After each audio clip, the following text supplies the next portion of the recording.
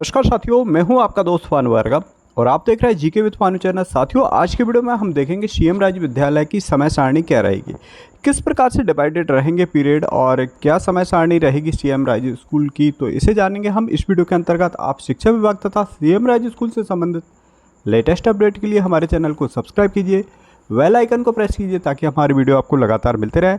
साथियों, वीडियो को लाइक करना नहीं भूलिए। चलिए अब हम इस समय सारणी को जानते हैं। साथियों, जानते हैं समय सारणी क्या रहेगी सीएम राज्य विद्यालयों की। इससे पहले यह जानते हैं कि किस प्रकार से किया जाना चाहिए जो समय का विभाजन है। तो एक स्कूल की समय सारणी बनाने के लिए नीचे दिए गए चरणों का पालन किया जाना चाहिए।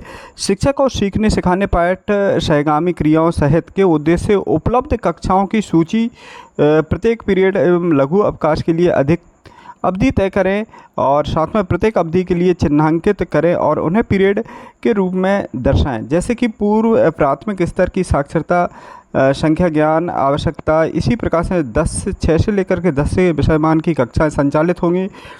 बचे हुए पीरियड को आवश्यक व वैकल्पिक पीरियडों से चिन्हांकित कर, उदाहरण के लिए कक्षा 12 के विद्यार्थियों के लिए पुस्तकालय में पीरियड और प्रतियोगिताओं परीक्षाओं की तैयारी पीरियड बीच में विकल्प कर दिए जाएंगे। तो साथियों, हम जानेंगे इसमें समय सारणी क्या रहेगी सीएम राज्य विद्यालय में, जहां सीएम राज्य विद्यालय केजी से प्रारंभ होकर के 12th तक चलेंगे।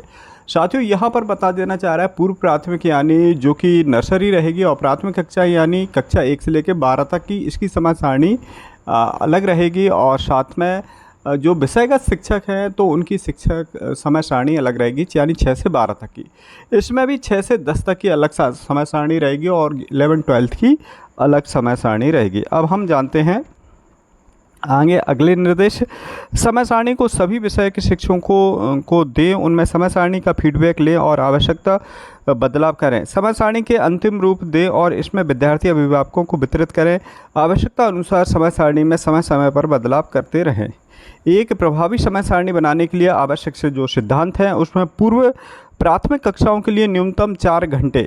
तो साथियों, जो पूर्व प्राथमिक की जो कक्षाएं रहेंगी उनके लिए न्यूनतम 4 घंटे का समय होना चाहिए। पूर्व प्राथमिक यानी केजी और KG1 KG2 ये रहेंगे, तो इनके लिए अधिकतम जो समय रहेगा वो स्कूल टाइमिंग रहेगी 4 घंटे का रहेगा। कक्षा 1 से 5 तक की जो कक्षाएं संचालित होंगी उसके लिए 6 घंटे का समय रहेगा।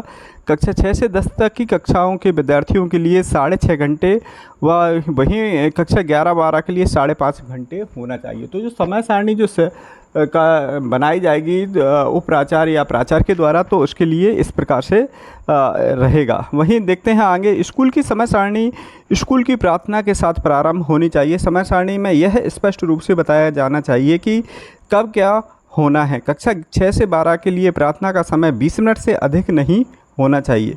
समय सारणी बनाते समय यह प्रयास किया जाना चाहिए कि कठिन विषय जैसे कि गणित विज्ञान और लघु अवकाश के पहले संचालित किया जाना चाहिए।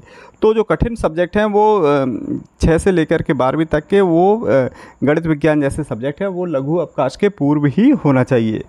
यदि किसी विषय के लिए 2-3 शिक्षक हैं तो आपके उनके पीरियड इस प्रकार से निर्धारित करने चाहिए कि यदि एक शिक्षक अनुपस्थित है तो अन्य शिक्षक द्वारा अनुपस्थित शिक्षक की कक्षा में पढ़ाने की व्यवस्था आसानी से की जा सके।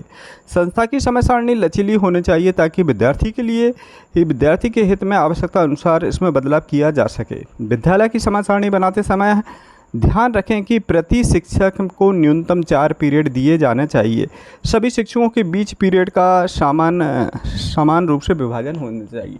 तो साथियों, जहां देखा गया है कि जो पीरियड रहेंगे वो कम से कम हर शिक्षक के लिए 4 पीरियड तो रहेंगे ही और सभी शिक्षकों को समान रूप से जो पीरियड दिए जाएंगे। वहीं विद्यालय के समय सारणी बनाते समय ध्यान रखें कि प्रति शिक्षक चलिए ये पॉइंट हो गया। नेक्स्ट देखते हैं, यह सुनिश्चित किया जाना चाहिए कि शिक्षकों की कॉपी जांचने का समय मिले, जब तक आवश्यक ना हो लगातार पीरियड ना दिए जाएं। तो जो समय सारणी के बनाते समय ये भी रहना चाहिए कि शिक्षकों को लगातार पीरियड नहीं दिया जाना चाहिए।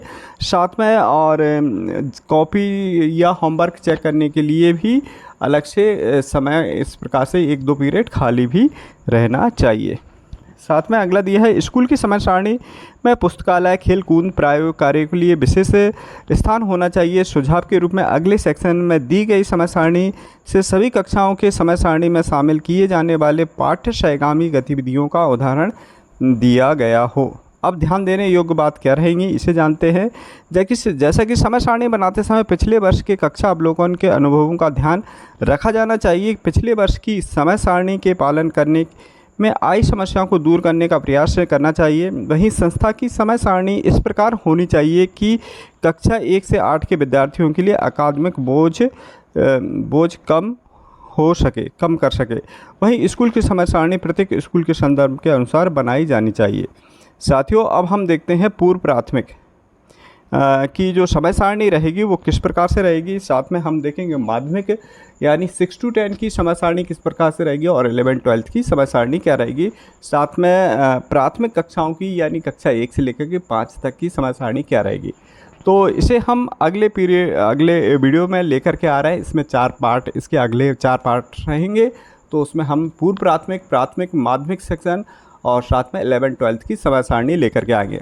साथियों, इसी प्रकार से सीएम राजू स्कूल से संबंधित लेटेस्ट अपडेट के लिए हमारे चैनल को सब्सक्राइब कीजिए। मिलते हैं अगले अपडेटेड वीडियो के साथ, तब तक